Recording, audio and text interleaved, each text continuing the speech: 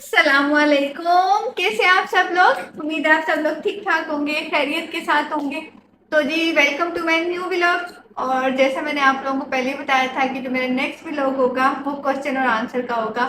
इतने सारे क्वेश्चन आए हुए थे, मोस्टली तो खैर पर्सनली मुझे रिसीव हुए हुए थे, बट इंस्टाग्राम पे और टिकटॉक पे मुझे कुछ क्वेश्चन आए हुए थे। तो मैंने कहा कि आप लोगों के साथ अपना एक्सपीरियंस भी शेयर करती हूँ और आप लोगों के लिए भी थोड़ा सा इन्फॉर्मेटिव हो जाएगा।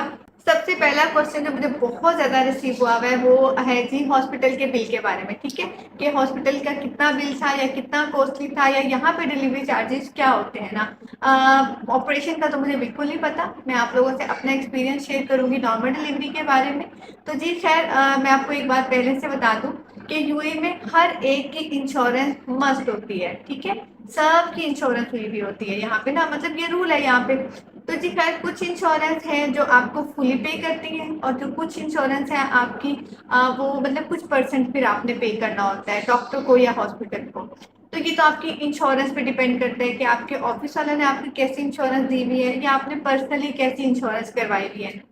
तो जी खैर हमारा जो हॉस्पिटल का बिल बना था वो बना था जी 10,000 दिरहम से कुछ ऊपर, कुछ मतलब कुछ 100 ऊपर ना। तो जी 10,000 दिरहम हम लोगों का बिल था हॉस्पिटल का। तो इसमें मैंने 48 और मैंने स्टे किया था वहाँ पे। और बाकी मेरी नॉर्मल डिलीवरी थी तो उसके हिसाब से चार्जेस थे इसके। हॉस्पिटल सॉरी सी सेक्शन के मुझे नहीं पता क्या चार्जेस होंगे। तो ये चार्जेस मैं आपको बता रही हूँ, नॉर्मल डिलीवरी विद 48 और उन्होंने मुझे वहाँ पे स्टे करवाया था। तो जी खैर यहाँ पे इसमें मील्स शामिल होती हैं आपकी, मतलब हॉस्पिटल में आपने जितना स्टे किया है मेरी मील और जो आपके साथ कोई जो रुक रहा है ना उसकी मील शामिल होती है ना। बाकी टोटली आपकी मेडिसिन, आपके बेबी के जितनी भी एसेसरीज हैं, इवन डायपर्स भी उनकी तरफ से मुझे मिले थे। ये सब कुछ हॉस्पिटल के बिल्स में शामिल होता है मेरे ना। बाकी लोग का भी मेरा ख्याल है ऐसे ही होता होगा। तो जी खैर ये सब कुछ शामिल होता है। जो बेबी के फर्स्ट डे का ड्रेस होता है ना वो भी हॉस्पिटल वाले खुद प्रोवाइड करते हैं। हम लोग नेक्स्ट डे उनको ड्रेस देते हैं जब वो बच्चे को नहला के लेके आते हैं ना। तो जी ये information I think so enough हो कि आप लोगों के लिए हॉस्पिटल के बिल्स के बारे में और मील्स के बारे में। ठीक है इंशाल्लाह। एक मुझे बहुत ज़्यादा क्वेश्चन आ रहा था, वो आ रहा था जी हॉस्पिटल की मील्स के बारे में, कि आप वो खुद ऑर्डर कर रहे थे या फिर वो आपको हॉस्पिटल वाले सर्व कर रहे थे। तो जी खैर वो मुझे 2 से 3 ऑप्शन देते थे क्योंकि मतलब पेशेंट की चॉइस के लिए ना। बट बाकी चीज़ें सब वो अरेबिक टाइप होती थी तो मैं प्रेफर बिरयानी को करती थी। और एक और बात, बिरयानी के लिए तो सब इतने हैरान हुए ना कि आप दूसरे दिन बिरयानी खा रही हैं। तो जी वहाँ पे ये सब कुछ सर्व हो रहा था तो वो डॉक्टर की रिकमेंडेशन से सर्व हो रहा होता है। जाहिर है डॉक्टर्स को पता होता है कि हम लोग क्या खा रहे हैं हॉस्पिटल में ना। तो जी खैर सब कुछ अच्छा था, बहुत मज़े का खाना था और मेरी 3 मील्स मेरी थी हॉस्पिटल के बिल्स में, मतलब थी कि वो मुझे सर्व होंगी और इसी तरह आसिम की मील्स थी 3 ना। और मुझे स्नैक्स 2 टाइम सर्व होते थे, एक होता था 10 बजे तकरीबन सुबह को और एक 4 बजे, मतलब चाय सर्व होती थी और चाय के साथ कुछ एक स्नैक्स सर्व होता था।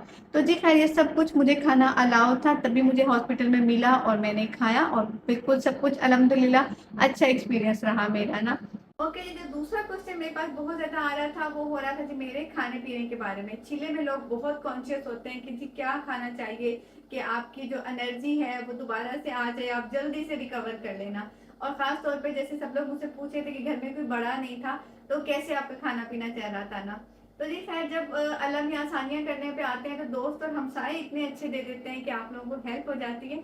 तो जी पहले एक दोस्त ने खाना बना के भेज दिया था, उन्हें तो खैर हॉस्पिटल में भेज दिया था। तो एक अगले दिन दोस्त मिलने आई थी तो वो भी माशाल्लाह खाना बना के लेके आई थी ना।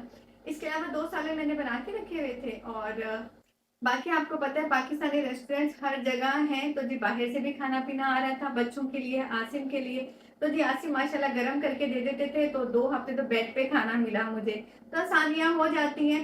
इसके अलावा ये था कि थोड़ी बहुत हिम्मत करके यखनी हो गई या जो पुलाव हो गया वो मैं थोड़ी सी हिम्मत करके किचन में आके बना लेती थी।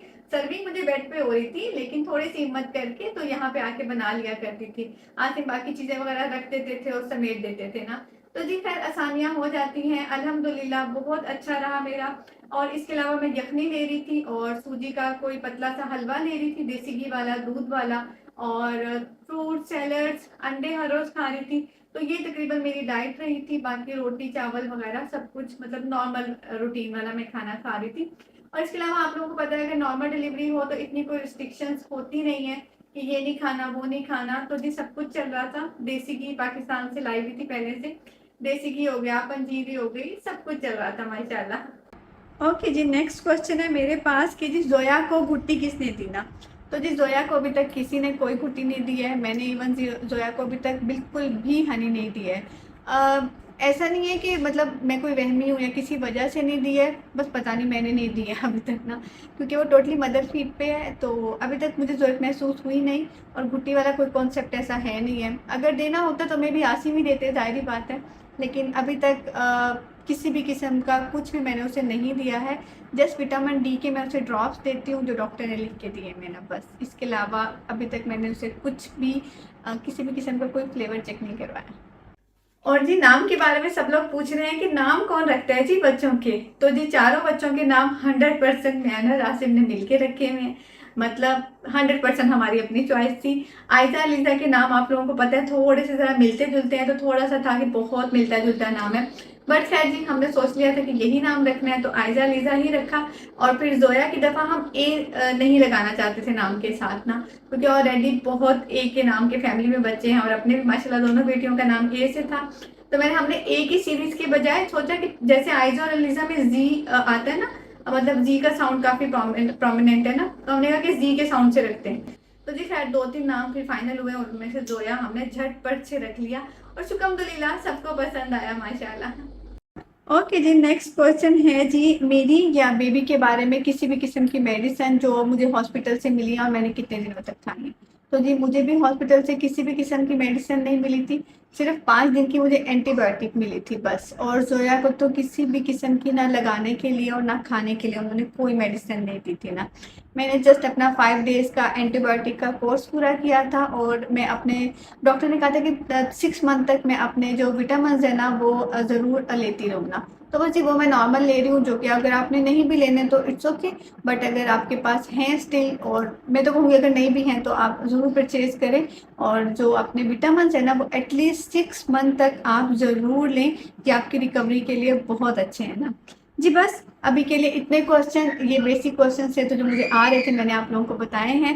होप सो ये हेल्पफुल रहेंगे आप लोगों के लिए, और थोड़े से आप लोगों को इन्फॉर्मेशन हो जाएगी कि यहाँ सब कुछ कैसे होता है ना।